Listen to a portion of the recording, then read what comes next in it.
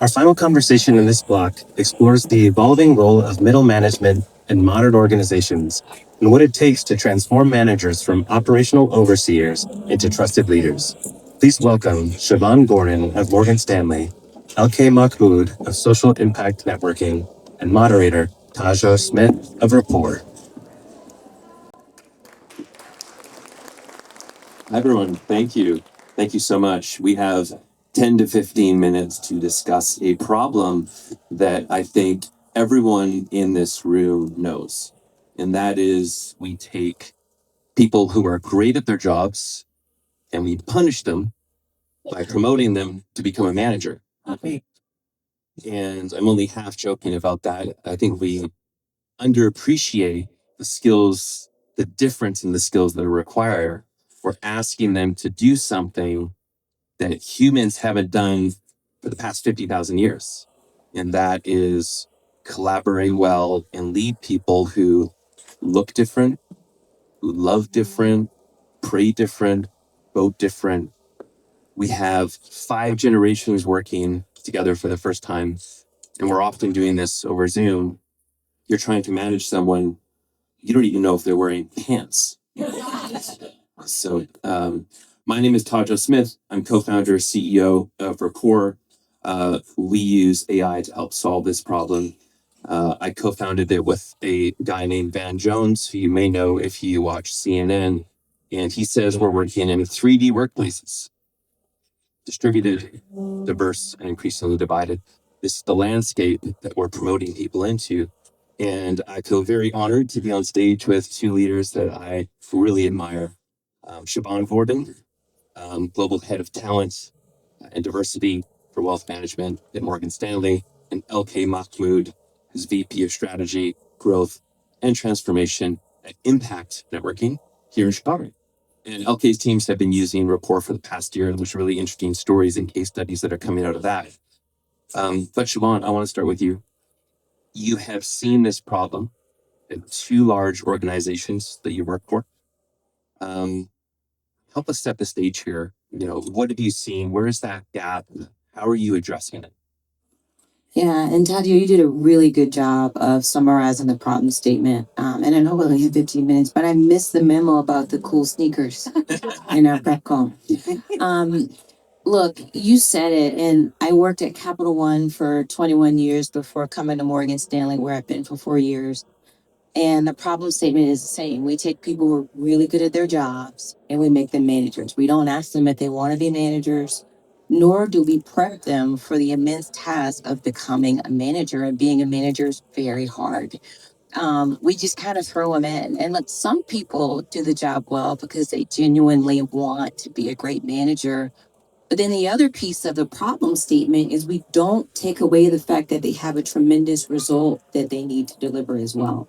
And we all know we are typically rewarded for our results. If you're a great manager, that's kind of an extra, but that's usually not what we lead with. And so we're asking people to do a really big job of being a manager without even recognizing it when they do it well. I used to call it's a check the box. And I remember telling my manager one time who wanted me to mentor other managers, I'm not going to do that if I'm not going to be rewarded for it. And so that's the second part of the problem. And then when you look at today and what's required to be a great manager, our younger generations want empathy, they want trust. There's no more of, I'm a Gen X. We had to check our feelings at the door. That statement doesn't exist anymore.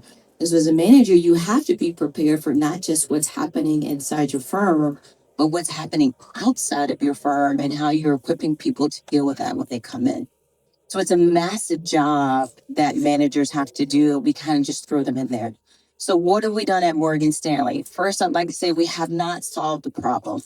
But where we've started is acknowledging we have to train people to be a great manager, just like you have to train them to be great as a software engineer or great as in sales.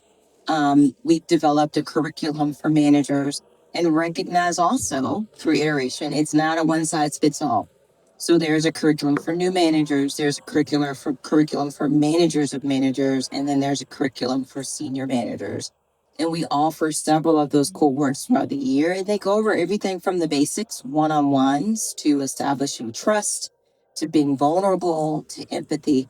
And it's working. But a lot of what we're seeing is that people who are leaning into that training are the people who are probably already pretty good managers. And so what I love about what you and LK are going to talk about is how do we actually start? And by the way, I'm a technologist by trade, so I'm a little biased. But how can we leverage technology to make it easier for managers to embrace some of these skills that we're teaching in these curriculums?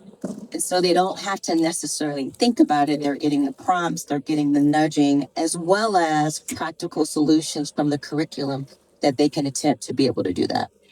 And that's amazing. And I applaud you for, building that curriculum, that emphasis on training managers. I think there's some crazy stat that like 70% of people who manage people have never had any type of training. You're just learning on the job.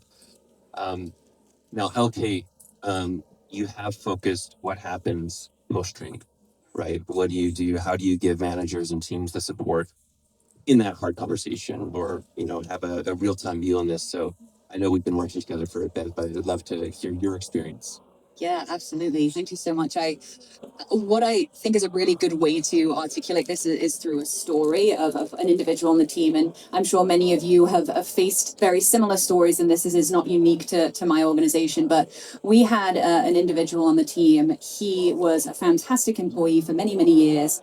And last year, all of a sudden, he just was really disengaged. He wasn't showing up to meetings on time. He wasn't hitting deadlines. And it was just something that we knew was something going wrong, but he wasn't the type of individual, much like a lot of the individuals that we manage, that didn't really feel comfortable talking to their managers about that. It wasn't something that they want. He didn't want to talk about his feelings. He wasn't comfortable sharing that with his manager. And that's totally understandable. We can't expect people to feel comfortable necessarily doing that in the workplace. But what was really exciting about the ability to have Rapport at our fingertips was that we were able to get insights that we weren't able to actually bring up through conversation initially. And so I kind of just want to give a little bit of a background on what Rapport is first. It's actually a platform that allows employees to check in whatever cadence you're looking for. We did it every 3 days. On first what your workload is for the day. So on a scale of 1 to 4, some lovely little illustrations that are used to make it really easy for people. And then what is your energy level? And the energy level and the workload together is really interesting to me. And I know that it was chosen specifically based on the research done at Columbia University for knowing that a lot of people don't like to talk about their feelings. They aren't willing to share that necessarily. But the interesting combination of both the workload and the energy gives people the ability to talk about that feels actually very similar to how they're feeling. If their workload is really high and their energy level is low, that tends to create a lot of issues. But if the workload is high and the energy level is high, that actually is often a good thing for individuals. And so that's kind of a little bit of background on the actual tool itself. But because we had this data at our fingertips, we were able to actually look back and see the trends over time of this one individual and be able to get information that he didn't feel comfortable actually having on with an individual, with them, his manager. But we were able to get those insights from this platform. And the thing that I really love about Rapport is not only that you can get those insights, but it gives managers in the moment real time ability to navigate those situations. So as you were saying, we've got this fantastic training, all of this programming at these very specific moments in time, and we hope people really are able to apply it and be able to remember that. But in the situation where having this tool at our fingertips, you can actually upload all of that curriculum. You can upload your core values, anything that you feel is important as an organization for your managers to have, and allows them to leverage that information in the AI to be able to give managers real insights in the moment as to how to navigate that conversation.